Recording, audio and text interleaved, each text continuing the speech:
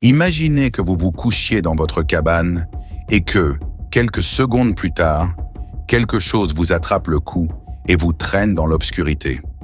Vous vous réveillez, essayez de crier, mais l'air est bloqué par de puissants crocs.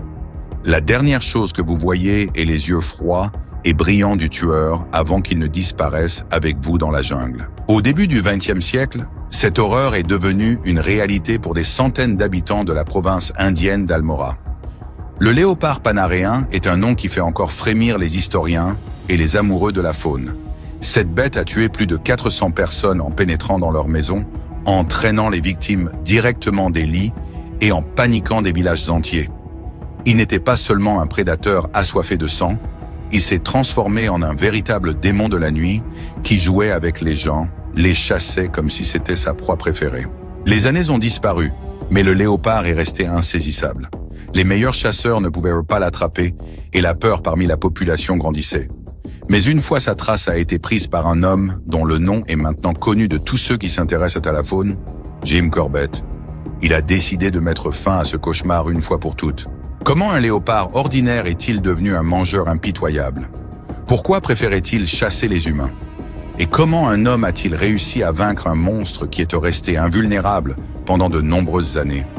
Aujourd'hui, nous allons raconter l'histoire du léopard panaréen, le tueur le plus meurtrier parmi les chats sauvages. Au début du XXe siècle, l'Inde a connu l'une des périodes les plus sombres de son histoire. Les épidémies de choléra et de peste ont coûté la vie à des millions de personnes, transformant des villages entiers en cimetières déserts. Les chiffres officiels parlent de 6 millions de victimes de maladies entre 1896 et 1908 seulement. Les corps des morts étaient souvent jetés dans les bois sans pouvoir les enterrer correctement. C'est alors que les cannibales ont commencé à apparaître dans la jungle indienne. Les tigres et les léopards affamés, privés de leurs proies habituelles, ont commencé à goûter à la chair humaine. Mais si la plupart des prédateurs ont été tués à cause de la faim, le léopard panaréen en a fait son habitude. Il n'attaquait pas seulement les faibles, il chassait les humains comme du gibier et le faisait avec une agilité étonnante. Cette trace sanglante s'étendait de 1905 à 1910. Le léopard, qui opérait dans la province montagneuse d'Almora, a coûté la vie à au moins 400 personnes. Il est venu la nuit, a piraté les portes des huttes, a traîné des femmes et des enfants, a grimpé sur les toits des maisons pour pénétrer à l'intérieur. Personne ne pouvait prédire quand il frapperait à nouveau. Les habitants ne sortaient pas la nuit, fermaient-leur les portes, mais cela ne les sauvait pas. Les autorités locales étaient paniquées. Ils ont embauché des chasseurs, mais personne ne pouvait même sortir sur la piste de la bête. Ensuite, les responsables indiens ont demandé l'aide d'un homme qui avait déjà mis de l'ordre dans les forêts, détruisant d'autres cannibales. C'était le chasseur et naturaliste britannique Jim Corbett. Il savait très bien que le léopard panaréen n'était pas seulement un animal sauvage, mais un tueur rusé qui avait appris à chasser les humains mieux que toute autre proie. Mais personne ne pouvait imaginer que la chasse la plus difficile de sa vie l'attend. La première rencontre de Jim Corbett avec les conséquences des atrocités du léopard panaréen a eu lieu dans un village de la province d'Almora. Le chasseur a rencontré un jeune homme qui a couru hors de sa maison avec la terreur sur son visage. L'histoire qu'il a racontée a amené Corbett à réaliser sérieusement l'ennemi qu'il devait affronter. Dans la nuit, le léopard s'est faufilé dans leur maison et a attaqué sa femme. Le prédateur l'a attrapé par la gorge et l'a traîné, mais le mari a réussi à repousser sa femme et a claqué la porte devant le nez de la bête. Toute la nuit, il était assis dans la peur, écoutant le léopard gratter la porte, essayant de récupérer sa proie. Dans la matinée, Corbett a examiné la femme blessée. Elle n'avait aucune chance de survivre. Le léopard a laissé de profondes lacérations sur son corps, et la chaleur et un essaim de mouches ont fait leur travail. L'infection s'est propagée trop rapidement. Ce n'était pas une attaque isolée. Dans les villages, on racontait comment un prédateur faisait irruption dans des maisons, traînait des gens et transportait leurs corps dans des buissons denses. Il n'a pas seulement attaqué, il a joué avec sa proie. Si au début les victimes étaient ceux qui erraient dans la forêt, plus tard le léopard a cessé d'avoir peur des gens et a commencé à entrer directement dans les maisons. Le problème n'était pas seulement sa cruauté, mais aussi son incroyable ruse. Le léopard savait comment éviter les pièges, sentait les embuscades, se déplaçait de sorte que personne ne pouvait prédire sa prochaine attaque. Les habitants ne pouvaient pas donner une description précise de la bête. Elle apparaissait dans le noir et la peur effaçait tous les détails. Corbett a commencé à étudier ses habitudes. Il a découvert que le léopard transportait toujours les corps des victimes dans des fourrés denses près des villages. Les résidents ont affirmé que même quelques jours après l'attaque, la bête pouvait rester dans la même zone, se cachant parmi les arbres et traquant de nouvelles personnes.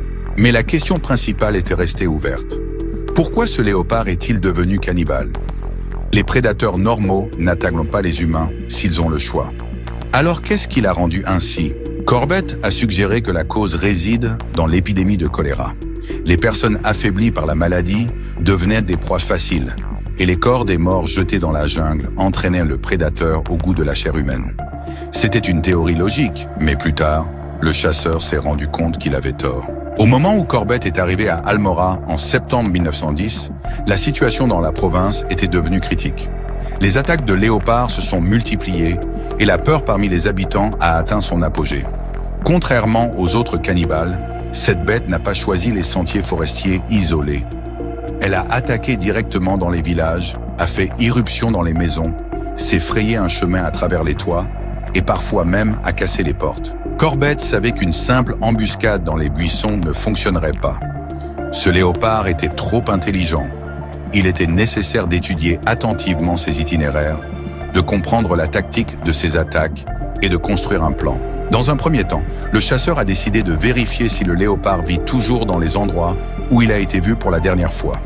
Pour ce faire, il a acheté 2 chèvres, un appât classique pour chasser les grands prédateurs. Il en a attaché un à côté d'un buisson dense où, selon les locaux, le cannibale traînait ses victimes. Le second a quitté le village. Si le léopard est toujours là, il va certainement attaquer l'un d'eux.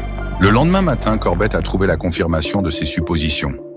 L'un des chèvres a disparu et des traces ont été découvertes autour de l'endroit où il était attaché.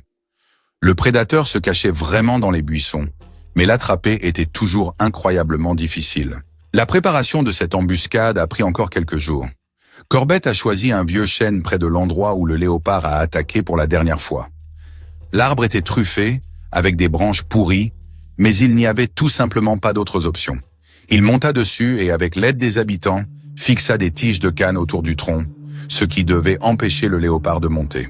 En bas, à 30 mètres de l'arbre, un autre chevreau a été attaché. Corbett savait que si le léopard se présentait, il l'attaquerait en premier. Cela donnera au chasseur l'occasion de tirer. La nuit laisse tomber. Jim était assis sur un arbre, serrant un fusil chargé d'une cartouche. L'obscurité était totale. Pas de lune, pas de lumière. Le seul point de repère pour lui était le son. Tout d'abord, le chasseur a entendu des pas faibles, puis le son de la branche qui s'est détachée. La forêt a gelé. Quelque part en bas, le bouc a commencé à être nerveux, émettant des sons intermittents. Corbett savait que le léopard était là. Mais il est arrivé quelque chose qu'il ne s'attendait pas. La bête ne s'est pas précipitée immédiatement à l'appât. Il a choisi une autre cible. Tout à coup, Jim sentit quelque chose bouger au fond du canon. Le léopard a essayé de grimper à l'arbre. Il a senti l'homme et a décidé que le meilleur butin n'était pas en bas, mais en haut. Les pattes griffues ont commencé à se gratter le long du tronc. La bête a essayé de percer les tiges de canne. Corbett a retenu son souffle. Si le léopard se brise, il n'aura aucune chance. Les armes ne sont pas pratiques à utiliser à proximité, et dans l'obscurité pour combattre un prédateur en colère est presque impossible. Mais la canne a résisté. Le léopard ne pouvait pas grimper et, perdant son intérêt, se précipita vers le chevreau. Jim savait que c'était sa seule chance. Il a attendu le moment où le léopard a attaqué la victime, a visé l'obscurité et a tiré. Un grondement sourd retentit, puis un silence. Corbett n'a pas bougé. Le léopard était-il mort, ou juste caché, attendant le moment opportun pour riposter? Attendre jusqu'au matin était risqué. Si la bête était encore en vie, elle pourrait s'échapper. Jim est descendu de l'arbre et, avec les habitants qui sont venus le vérifier, est allé à la recherche du corps. Il marchait lentement, éclairant le chemin avec des torches. Les premiers mètres sont un silence complet. Mais soudain, un grognement maléfique retentit des buissons. Et avant que quelqu'un ait eu le temps de réagir, un léopard est sorti de l'obscurité. Il a été blessé, mais pas tué. Et maintenant, acculé, il a attaqué. Les chasseurs paniqués se sont précipités pour fuir, emportant avec eux des torches. Jim est resté dans l'obscurité totale, face à face avec un cannibale en colère. Les secondes semblaient être une éternité. Corbett avait du mal à voir la silhouette de la bête qui se préparait à sauter. Il leva lentement son fusil, visa sa poitrine et appuya sur la gâchette. Un deuxième coup de feu retentit. Cette fois, c'est la cible. Le léopard est tombé, son corps a été secoué pour la dernière fois et tout s'est calmé. C'était la fin d'un cauchemar de 5 ans. Quand les villageois sont revenus et ont vu le léopard mort, un mélange de peur, de soulagement et d'incrédulité a été reflété sur leur visage. Cette bête a été le cauchemar de leur vie pendant de nombreuses années, et maintenant son corps se trouvait devant eux, dépourvu de la force terrifiante qu'il avait de son vivant. Le léopard panaréen, qui a tué plus de 400 personnes, a finalement été vaincu.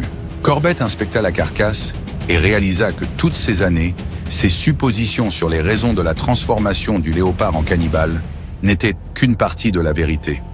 Oui, l'épidémie de choléra a joué un rôle, mais la cause principale était dans sa mâchoire. Dans sa jeunesse, le léopard est tombé dans le piège des braconniers et a été gravement blessé.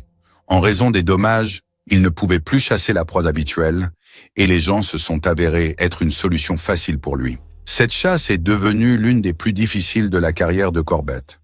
Malgré toute son expérience, Léopard l'a mis dans des situations désespérées à plusieurs reprises et pourrait facilement sortir victorieux. S'il n'y avait pas eu une bonne coïncidence, tout aurait pu se terminer autrement. Mais même après la mort de l'ogre, la peur n'a pas immédiatement quitté les habitants. Pendant trop longtemps, ils vivaient dans une terreur constante et devaient maintenant s'habituer à l'idée que les attaques nocturnes étaient enfin terminées. L'histoire du léopard panaréen est devenue une légende. Cette bête est entrée dans l'histoire comme l'un des cannibales les plus meurtriers parmi les chats sauvages. Mais si vous y réfléchissez, dans cette histoire, il y avait non seulement un prédateur, mais aussi une victime. Le léopard, lui, même a également été victime de la cruauté humaine, et son destin est un rappel clair de la dangerosité de perturber l'équilibre de la faune. Qu'en pensez-vous? Qui dans cette histoire est le vrai méchant? Le léopard qui a tué pour la survie, ou les gens qui par leurs actions l'ont transformé en un monstre? Écrivez dans les commentaires.